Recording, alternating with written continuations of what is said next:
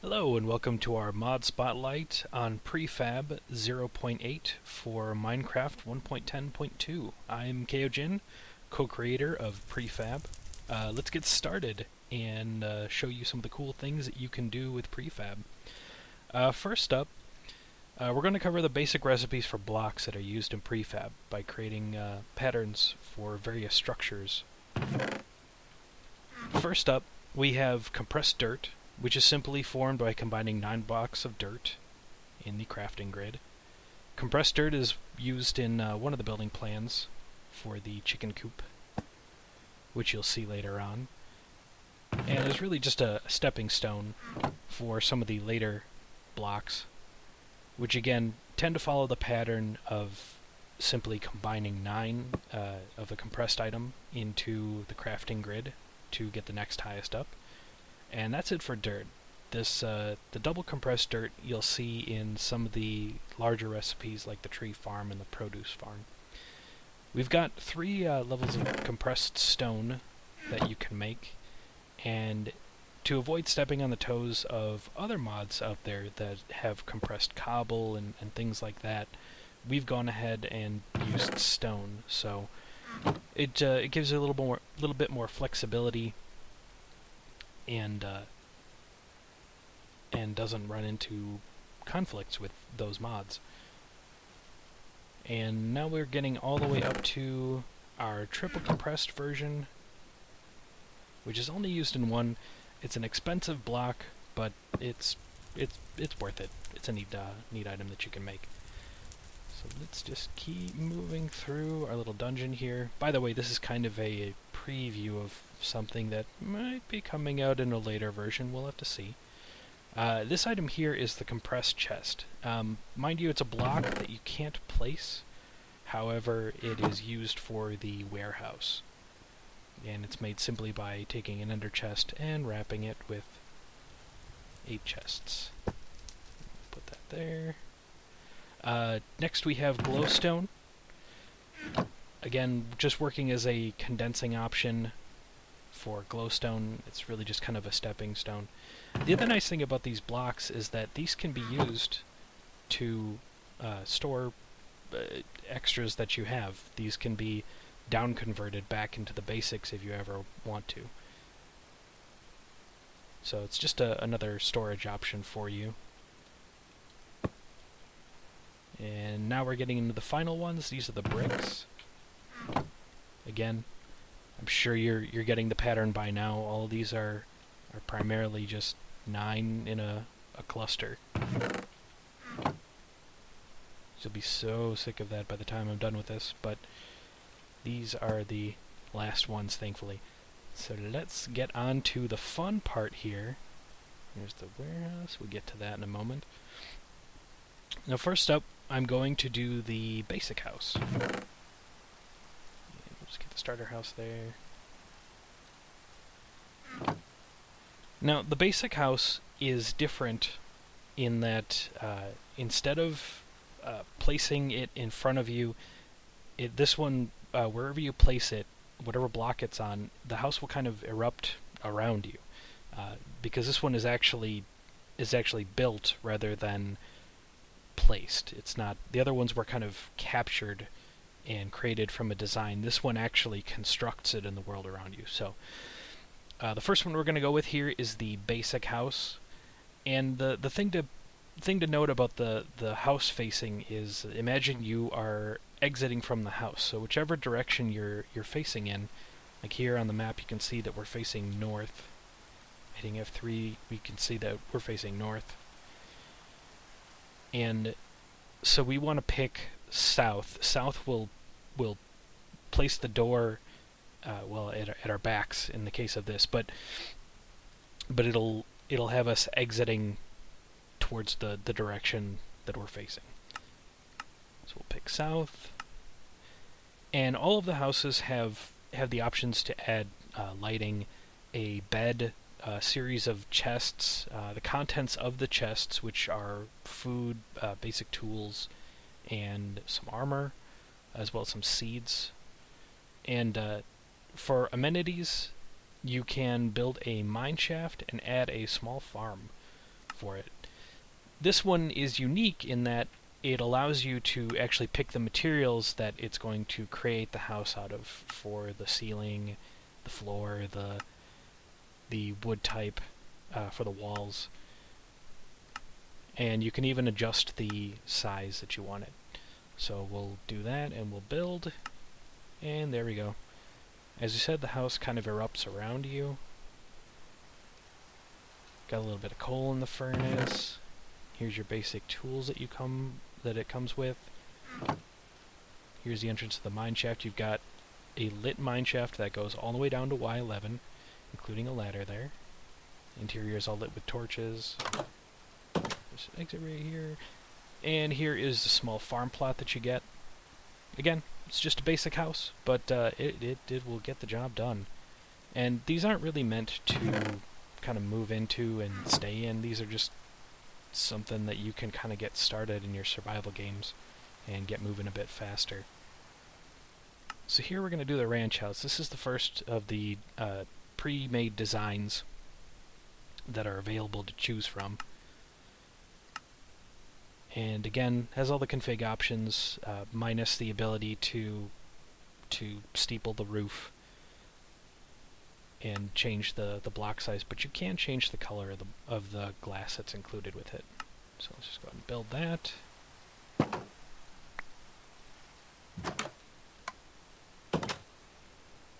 And again, it's just kind of a modern layout. You've got your storage space, you've got your basic items that are included, you've got your bed, you've got your mine shaft that goes all the way down. And as a means of displaying the mine shaft here, I've cut away a portion of the land so you can actually see how the mine shaft generates. Each one of these little outcroppings is a torch placement as it goes down. And I'm sure some of you might be worrying, like, well, I could just dig this myself and I'd get all the loot that I find on the way down. Well, don't worry, we've got you covered. As you get down there, it will actually create an antechamber here that it'll seal off and make sure that, you know, lava doesn't come in and burn your house down eventually as it creeps up the ladder. And everything that it does dig up on the way down gets placed inside this chest here. So you don't have to worry about missing out on any goodies if your antechamber ends up in a, you know, big pool of diamonds. So there is that. Now let's go up and check out some of the other houses that we've got available here. Here's our basic one. This is the loft style house, which I'm sure you might have seen me clicking through on the options. Again, same options as the other houses, just a slightly different design. You've got your mine shaft here, you've got your bed, you've got your crafting table and your furnace. Up in the loft here you actually have the chests, and center one is going to have all of your equipment in it. Let's go back down here. Nice little covered porch. And finally, for the starter houses, we have the Hobbit style house. It's got a nice natural design, dark wood interior. Bottom chest again has all of your amenities in it. You've got two rooms. You've got a small bedroom off to the side here, and then you've got your kind of processing room. You can hide out here at night and watch your crops growing as, you know, zombies and skeletons roam around outside. And you've also got your mine shaft here. So just enough to get you started. Now we're going to move into some of the larger scale area type buildings. The first up is the fishing pond. And this is just kind of a nice area that will flatten down and create a custom pool for you that you can use for fishing. It's semi-lit, and depending on whether or not you place it in an area where squid can spawn, obviously, as you can see, you can get squid that spawn in there. Just FYI, the recipe requires a fully repaired fishing pole, so you're probably going to have to make two if you need to catch a fish first. But this is just grass, sugarcane, an oak sapling, 2 buckets of water, and you'll get your buckets back, 2 sand, a fish, and a fishing pole. And it'll flatten out all this area and put all this wonderful foliage and this custom tree and all of this this underwater goodness down here. So just a nice looking area. And then for the other simple building here, we have the chicken coop, which doesn't actually come with any chicken in it. It's really just meant for you to, you know, be able to lure them into captivity. But this, it's built with being able to have the chickens kind of roam around a little bit and not actually lay any eggs anywhere that you can't get to them. So you don't have to worry about them getting under here or anything like that. So again, just a nice aesthetically interesting little building for your chickens. Next up, we have the tree park. This one gets a little more complicated. This uses some of the more compressed versions with the bricks, the dirt, the glowstone, and these are just clay pots. And this creates the tree park, which is a huge area. But as you can see, this is where all the glowstone ends up getting used up. And you've got these patches here for placing down your trees. It'll support 2x2 trees, which are great for either your dark oaks or your larger jungle trees, as well as some of your modded trees, depending on what you want to use. And next up, we have the produce farm, which is pretty much the exact same pattern, only we used 2 buckets of water here on the sides. And this one is going to allow you to change the glass. The park, you can just change the rotation of it. This one, you can just change the glass and the rotation of it. So pretty basic, but it'll give you 5 lanes of tilled soil, which is it's probably more than enough for pretty much anything that you want to grow in here. It's all well lit, so it'll stay lit up even at night. You've got a greenhouse here for planting any of your one-off kind of stuff. Maybe throw some cocoa beans in there if you find a jungle. Here's an often overlooked amenity. You've got a little mushroom patch that you can grow your own mushrooms in. And the light level never gets low enough that monsters can spawn in there. However, I've seen the mushrooms spread out quite a bit, so the light level is low enough for that. And here you've got a patch for cactus, a patch of soul sand where you can place down all your nether wart, and here's a spot where you can place down your sugarcane. And there's water underneath these channels here and then this wall here. So that's a good place for all of your farming needs. Now, where are you going to store all that stuff? Well, here's the most expensive block that we have in the mod so far. This is the warehouse. And this uses the double compressed stones, glowstones, the triple compressed stone, and the compressed chest. I'm sure some of you are asking yourselves why this top spot is curiously empty. We're actually thinking about releasing a premium version of the warehouse with an upgraded second floor.